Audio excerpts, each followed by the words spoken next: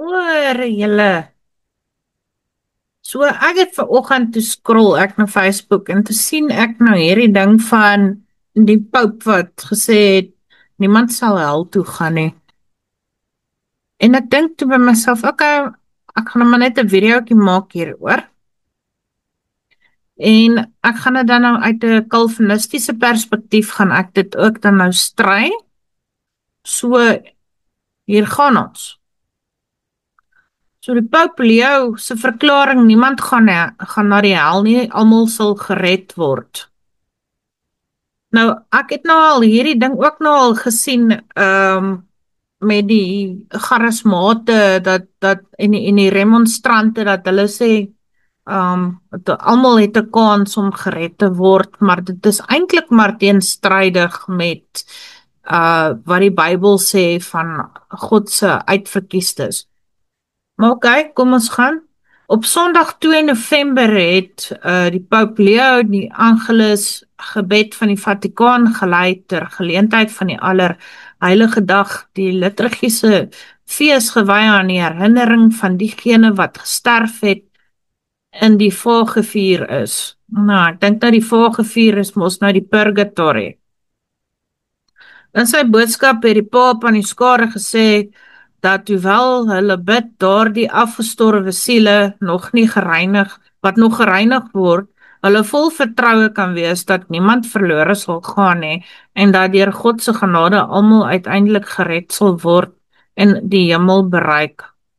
Weereens weerspieël die Paap Leo se woorde 'n hartseer afwyking van die Heilige Skrif weerspreek deur te beweer dat ons 'n tweede kans op redding na die dood kan hê, selfs as ons die evangelie uitnodiging in hierdie lewe verwerp. Die Heilige See se perskantoor het die volgende opmerkings deur Paap Leo gepubliseer. Die fokus van God se bekommernisse is duidelik dat niemand vir ewig verlore moet gaan nie en dat almal hulle plek moet hê en hulle unieke skoonheid moet uitstraal. Vandag se herdenking van al die gelowige afgestorwenes bring hierdie misterie nog nader aan ons. Inderdaad, elke keer as die dood 'n definitiewe stem in die gesig of die hele wêreld lyk om weg te neem, verstaan ons innerlike God se bekommernis dat niemand verlore gaan nie. Christene onthou altyd die afgestorwenes in die Eucharistie en vra vandag dat diegene na aan hulle die Eucharistiese gebed onthou word. Uit hierdie verkondiging ontstaan die hoop dat niemand verlore sal gaan nie. Mag Maria, die vrou van die heilige Saterdag, ons weer leer om te hoop. Die dwaling van universele redding is die geloof dat almal uiteindelik gered sal word, ongeag geloof, berou of gehoorsaamheid aan God. Hierdie leer weerspreek die skrif, ontken die werklikheid van die ewige skeiding van God vir die onbekeerdes en ondermyn die werklikheid van goddelike oordeel. Die Katolieke leer van die vagevuur, hoewel dit beweer om siele na die dood te reinig, voed hierdie valse versekering deur te leer dat selfs diegene wat in sonde sterf, uiteindelik gereinig kan word en die hemel binnegaan deur lyding en natuurlik die gebede, misse en boetedoening van die lewendes. Op hierdie manier skakel die vagevuur die Bybelse oproep tot berou in hierdie lewe uit en vervang dit met 'n valse hoop op uiteindelike universele verlossing. Vanuit 'n kalvinistiese perspektief wat God se absolute soewereiniteit beklemtoon, is hierdie leer van die universele redding 'n ernstige aanval op die leer van predestinasie, verkiesing en die beperkte versoening. God in sy ewige raadsbesluit het van ewigheid af sommige verkies tot redding en ander oorgelaat aan hulle verdiende oordeel, nie omdat hy willekeurig is nie, maar omdat hy heilig, regverdig is nie. Is.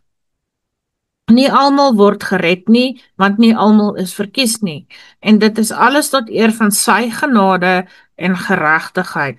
Hier volg die kalvinistiese punte teen hierdie valse leer gegrond op skrif. Tot verderflikheid en die onvermoë van die mens.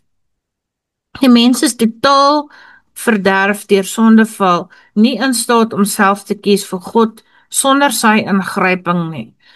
Romeine 3 vers 10 tot 12. Daar is niemand regverdig nie, selfs nie een nie. Hulle het almal afgedwaal, hulle het almal onnut geword. Universele redding ignoreer hierdie waarheid en stel voor dat almal uiteindelik sal reageer, maar Calvinisme leer dat slegs die uitverkiestes deur onweerstaanbare genade getrek word. Johannes 6 vers 44. Niemand kan na my kom as die Vader wat my gestuur het hom nie trek nie.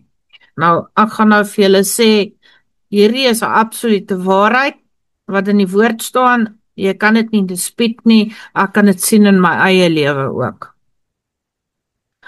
Onvoorwaardelike verkiesing, God kies sy volk nie op grond van hulle werke of keuses nie, maar volgens sy eie soewereine wil. Efesiërs 1 vers 4 tot 5. Hy het ons in hom uitverkies voor die grondlegging van die wêreld. Hy het ons voorbestem tot aanneming as kinders deur Jesus Christus na homself volgens die welbehae van sy wil. Nie almal is verkies nie, sommige is reprobate, bestem veroordeel om God se geregtigheid te openbaar.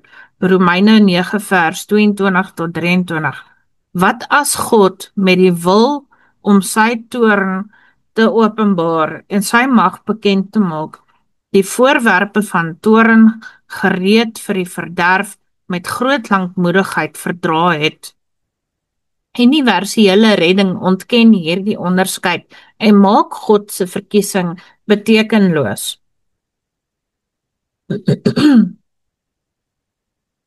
Beperkte versoening. Christus se dood was nie vir almal nie, maar spesifiek vir die verkiestes. Johannes 10 vers 11 en 15. Ek is die goeie herder. Die goeie herder lê sy lewe af vir die skape. Ek lê my lewe af vir die skape. As Christus vir almal gesterf het, sou almal gered word, maar die skrif leer dat sy bloed slegs diegene red vir wie dit bedoel was. Efesiërs 5 vers 25. Hy het die gemeente liefgehad en homself daarvoor oorgegee.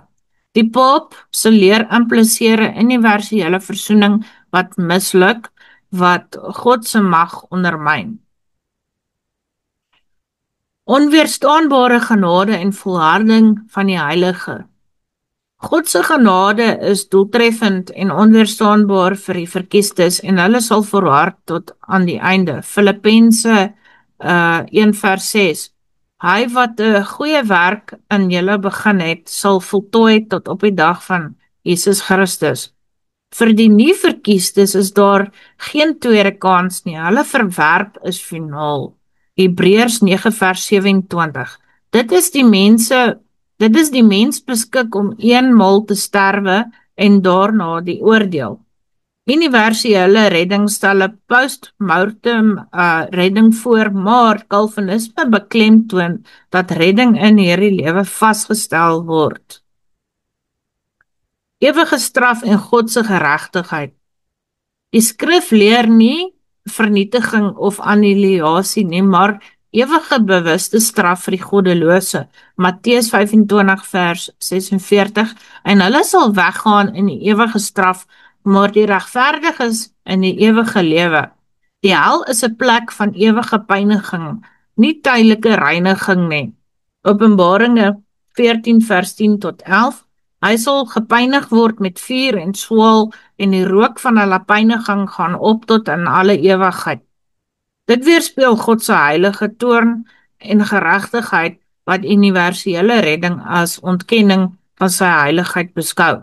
God se hart is een van liefde en redding, maar hy wil nie dat enigiemand verlore gaan nie, maar dat almal tot bekering kom. 2 Petrus 3 vers 9. Tog, in sy soewereiniteit, laat hy toe dat sommige hulle eie keuses volg tot vernietiging om sy genade aan die verkiestes te verheerlik.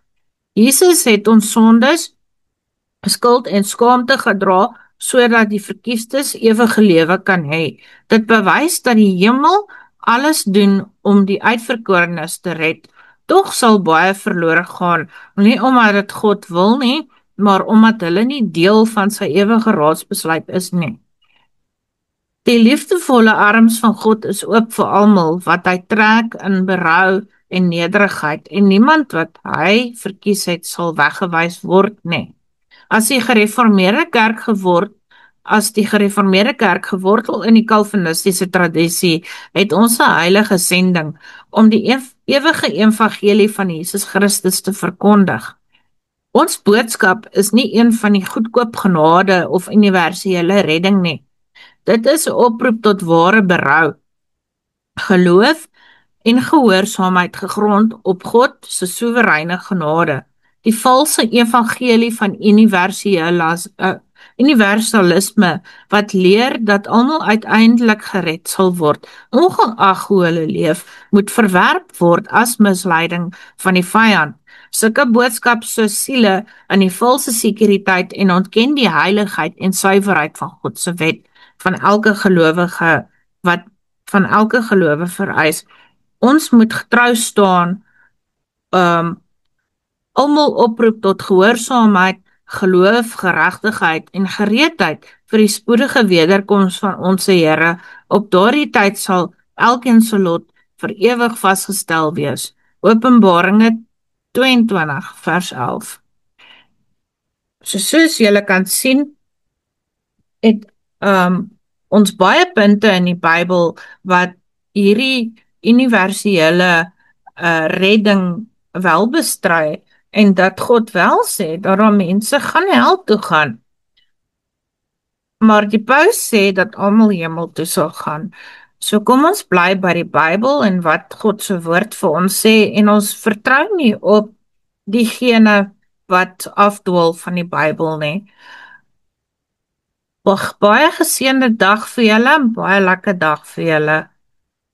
Groete vanuit hier uit Pretoria.